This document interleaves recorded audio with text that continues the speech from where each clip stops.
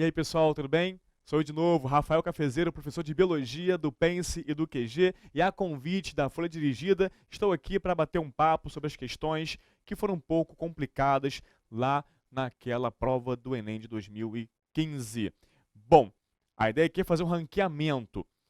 Essa aqui, então, nesse momento, é a questão 3. Como assim? Já tem comentário da mais difícil, da segunda mais difícil, aqui é a terceira, não é isso? Bom, a ideia, então, é fazer o seguinte, você ficar ligado, porque as questões do Enem, quando você pega cada questão separadamente, você percebe o seguinte, que tendem, né, a ter um nível de dificuldade não muito aprofundado.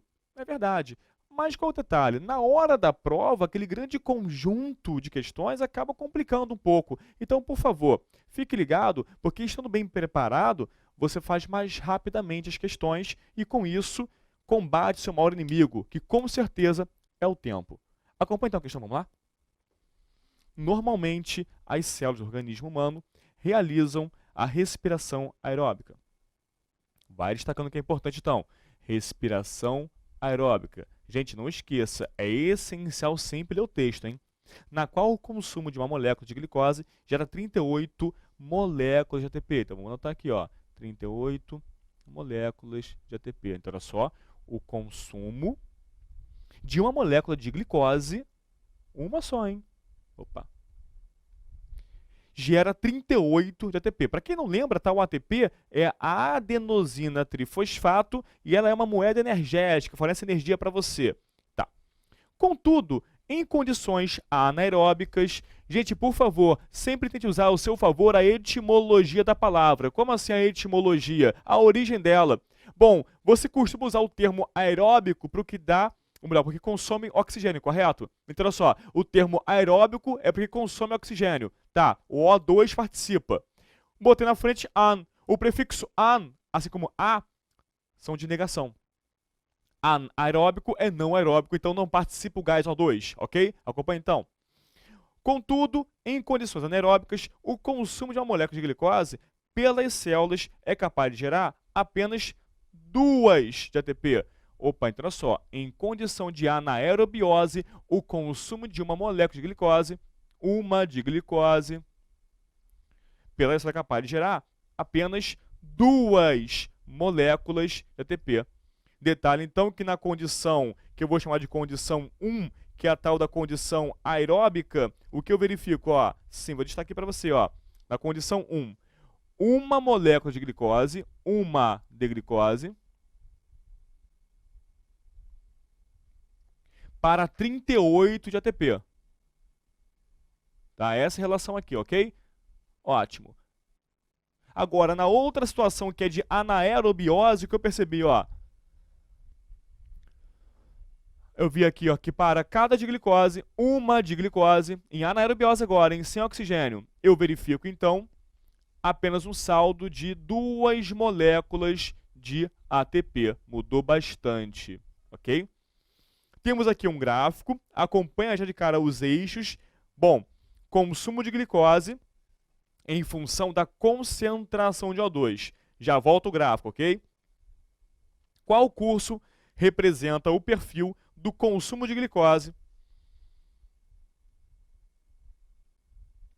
para a manutenção da homeostase, ou seja, o equilíbrio interno de uma célula que inicialmente está em uma condição anaeróbica, começa anaeróbica e aos poucos é submetida a um aumento gradual da concentração de oxigênio, aumento gradual de oxigênio. Então, olha só, estava em anaerobiose, sem O2, e aos poucos aumenta o O2, ó, aos pouquinhos, o O2 vai aumentando. Ok. Pensa comigo.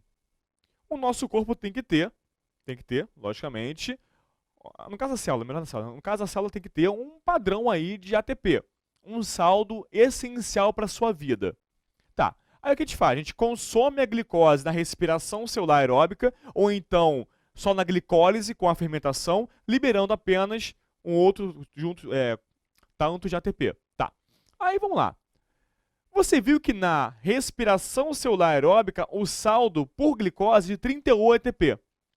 Na condição anaeróbica, apenas 2 ATP. Então, logicamente, em uma condição anaeróbica, eu sou obrigado a gastar muita ou pouca glicose. Bom, professor, vou ter que gastar o quê? Muito mais glicose, sabe por quê? Porque para atingir aquele nível ideal, com um tipo de processo que libera pouca energia, eu sou obrigado a gastar muito substrato. Já na condição aeróbica, em que há oxigênio, em que há um processo mais completo, digamos assim, e muito mais eficiente, há a liberação de mais ATP, então o meu consumo de glicose tende a diminuir. Acompanha? Rapidinho aqui a figura, ó. Isso aqui é só para você ter uma noção, tem uma mitocôndria. Você vem em sala de aula bonitinha, né? Quase que em 3D, aí tá para você ela, né, como se tiver um microscópio eletrônico, tá? Aqui, ó, seria a sua membrana, não daria para discriminar a interna e a externa, mas tem as duas membranas. Aqui são as cristas mitocondriais, aqui é a matriz. Tá. Aí essa figura também é interessante, tá? Eu vou despoluir para você a figura. Olha só, em condição aeróbica acontece, por exemplo, isso aqui. E todos os processos da mitocôndria. Eu vou despoluir, tá? E repara o seguinte, que nessa etapa de glicólise que acontece no citosol, fora da mitocôndria, aqui seria a mitocôndria, há uma liberação de ATP. Tanto aí, não precisa dizer quanto não, tanto. Mas dentro da mitocôndria há outros processos que o nome de cada um aqui é o de menos, mas também libera ATP. Tá. Mas qual o detalhe, pessoal? Em uma condição de anaerobiose, a mitocôndria não participa. Moral da história, em uma condição de anaerobiose, eu só verificarei que evento? A glicólise com a fermentação. Acompanha? Então, com certeza, se for anaerobiose, vou botar aqui de outra cor, só haverá a glicólise. Com isso, aquele ATP. E não haverá essa outra contribuição aqui, ó. Isso não haverá. Moral da história, com certeza, em uma condição de anaerobiose, o saldo de energia é menor. E em aerobiose, o saldo é maior. Até aí foi? Agora pensa logicamente. Se eu estou numa condição de anaerobiose que faz pouco ATP, para compensar esse pouco ATP, eu gasto muita glicose.